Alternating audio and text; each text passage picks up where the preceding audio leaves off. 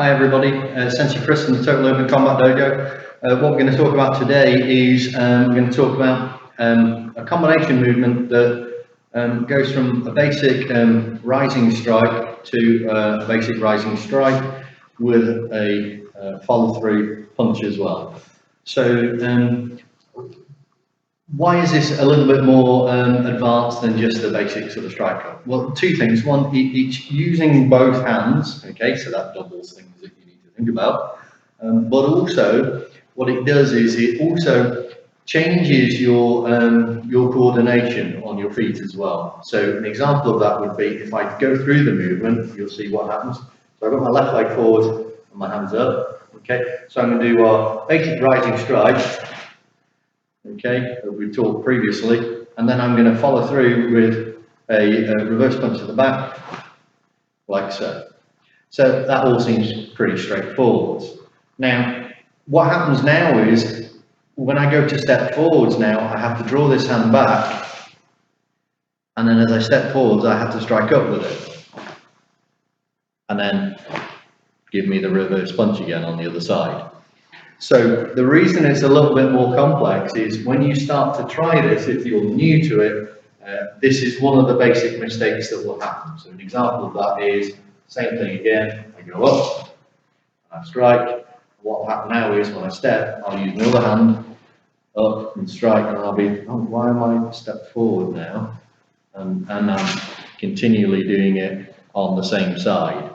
So there's a transfer of responsibility from left to right hand in all of these. So the best way to practice this is to think of what you're doing for the first movement. The first movement is this upward striking movement. So same thing again, okay, here I am in my stance, okay. So the first one's fairly straightforward, up strike, and then punch. Now as I go to step, the hand that's in front has to do the up strike and punch. Step again, up strike and punch. So it can get quite confusing when you get to number 3, 4 and 5, because the first one's fairly simple, the second one you go, oh, that felt a bit weird, number 3 you're like sort of which hand and which feet puts forwards. So it's important to see the change in the movement, and I'm just going to bring the screen forward slightly. Okay, so if I try and do maybe 5 coming towards you or 4 coming towards you, you'll get an idea. So I'm left foot forwards, okay, so what I'm going to do, my first step is a step with my right foot, and at the same time I strike upwards with my right hand, and then I punch, like so. Second one, as I step forwards with my left hand's got to come back and strike up, and then punch. Third one, as I step with my right hand's got to come back, and then as I step forwards, right hand's got to strike up, and then punch. So you get the idea of changes from left to right to left to right, and that's what sometimes confuses people. These things are designed to mess with your brain a little bit, to get your coordination working a little bit harder, so that your brain gets used to using both sides of the body, hands and feet together. So what we're going to do is we're going to do our stepping motion, going 5 times up and 5 times down with this movement. So it's called Agiyuki, which is rising strike, Yakuzuki, which is backhand punch. So nice and simple, reverse hand punch. So here we go. So put a little shot there, good. Okay, my left foot forwards, and so here we go. 1,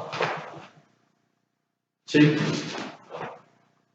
3, 4, 5. 2, 1, 2, 3, 4, 5. You get the idea of the movement. Again. 1, 2, 3. Okay, it's just a slightly more complex coordination pattern for you to learn. This moves into sort of orange belt, green belt sort of arena in our system.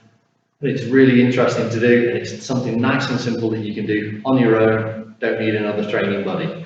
Key things to think about: remember your stance is a forward stance all the way through this, so every time you step, you're moving into a forward stance. Also remember, every time you punch, it's a 3/4 punch, okay, with the index finger knuckle uppermost and drilling forward slightly. Go slowly, build up your speed as you go. Okay, so number 1 should be nice and slow, number 2 a little bit faster, number 3 a bit faster, number 4 fast, number 5 super fast. Okay, that's the best way to practice it. Got it? Okay, so that's rising strike and punch. You go try it.